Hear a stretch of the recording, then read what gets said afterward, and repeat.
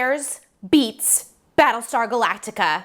That's right, today we're feeling God in this Chili's tonight and talking about the cast of The Office and their Enneagram types. I'm Abbey Howe, and I'm here to help you discover you. For more videos about the Enneagram and personality types, make sure to subscribe to this channel for new videos every Sunday. Now, one thing I want to note before I start typing people is that this is all in good fun. Obviously, the Enneagram is all about inner motivations, and we can't really know anyone else's inner motivation. Like, only you can know your inner motivation.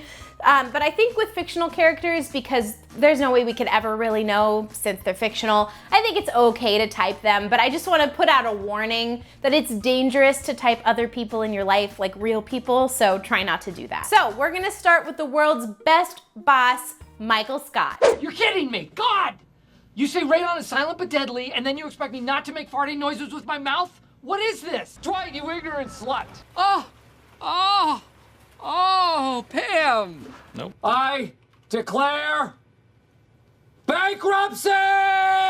Michael Scott is colorful, hilarious, passionate, and deeply flawed. He's one of the best characters to ever grace our TV screens because he's simultaneously like extremely offensive and also unbelievably lovable. Throughout the show, Michael Scott is longing for happiness and satisfaction, which is why I believe he's an Enneagram type 7. I feel like more than anything, Michael just desires friendship and love and connection with other people, which is why I believe he is always seeking to be the life of the party and why he always wants to throw parties.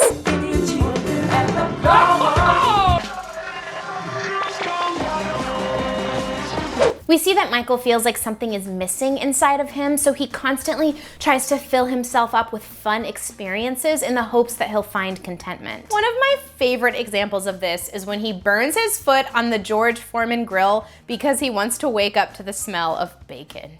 Don't we all? Burned my foot very badly on my Foreman grill, and I now need someone to come and bring me into work. You burned your foot on a Foreman grill. A classic sign of the Enneagram 7 is fear of deprivation, which translates as massive FOMO. Need somebody else. Takers, please.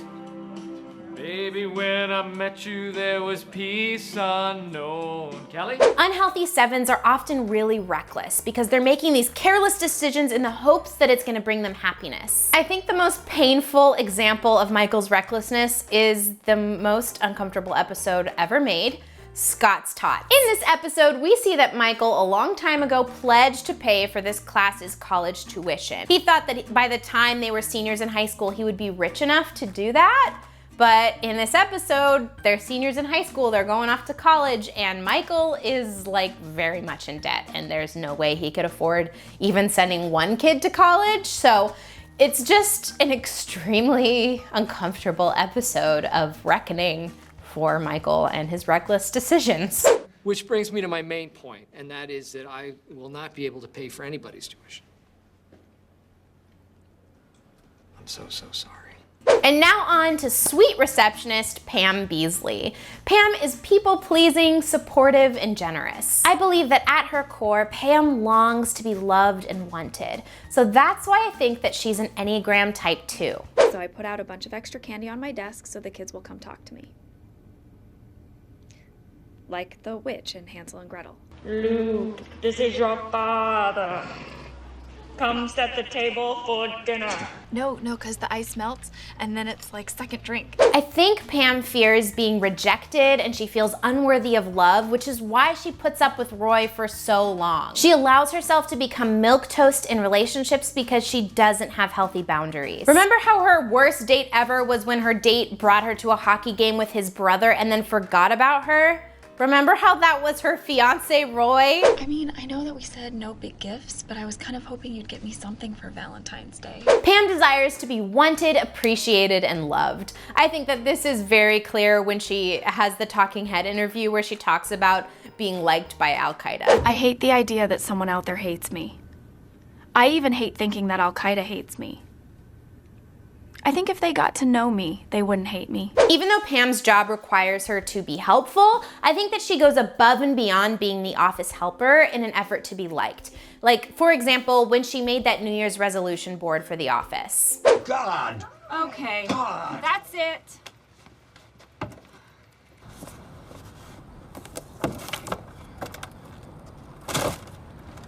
lesson learned. Ultimately, in her relationship with Jim, she learns how to voice her own needs without fear of losing the relationship. At the end of the show, we see her happy and secure in who she is. And now on to office prankster Jim Halpert. Oh my God, put on a shirt. Hey, I'm interviewing you. No, you said that I'd be conducting the interview when I walked in here. Now, exactly how much pot did you smoke? I'm in love with you. What? Now, apart from his relationship with Dwight, Jim is generally agreeable, complacent, and low drama. He often finds himself in the pitfalls of being slothful, and he's a natural mediator, which is why I think that he's an Enneagram type 9. Enneagram 9s fear conflict with other people, and they long for inner stability and peace of mind. I think Jim's Enneagram 9 is on full display in the episode Conflict Resolution. After submitting and then retracting a complaint to Toby about how much Pam was using office time to plan her wedding, he waits a very long time to finally fess up and tell Pam that it was him. He waits until Pam is openly angry with Angela because she thinks that it was Angela to finally tell her that it was him. Also, Enneagram 9s fear losing connection with people, which is why I think he burns a torch for Pam for so long. Plus, the deadly sin of the 9 is sloth. This basically means that you just kind of shut down your desires and live in an unrealistic world in order to keep the peace, stay easygoing and try to keep the stability alive. I think this is really evident in Jim's relationship with work. Ultimately, he gets super complacent at the office, and I think that he's afraid of failure, so he's just not gonna try because then he won't fail. I know how you spend your time here, and I know how little you care about your job. And honestly, if you spend as much time selling as you do goofing around with Dwight and hanging out at reception, we wouldn't be having this conversation. And finally, we're gonna talk about everybody's favorite beet farmer, Dwight Schrute. We must never cede control of the motherland! Please call security.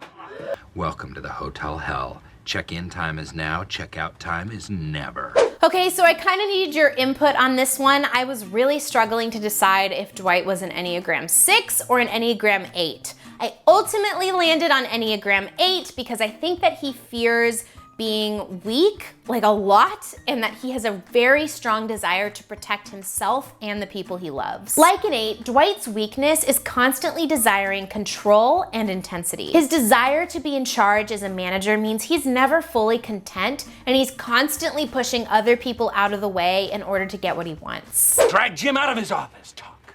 Take his keys away from him. Tick. That's the clock. The time is getting very close. It's now or never. What say you? One of the most wonderful things about 8s is that when they're healthy, they're incredible leaders, they're great friends and partners, and they fight for those who can't fight for themselves. Every day for 8 years, I have brought pepper spray into this office to protect myself and my fellow employees. And every day for 8 years, people have laughed at me. Well, who's laughing now? Dwight's journey on The Office takes him from a very unhealthy space where he's suspicious and destructive to a really healthy space where he's a husband to Angela and a manager of the branch. When he finally learned how to use power correctly and collaborate with others, he was emotionally ready to be the leader that he always wanted to be. It's your turn now. Tell me what you think the Enneagram types are of the characters in The Office.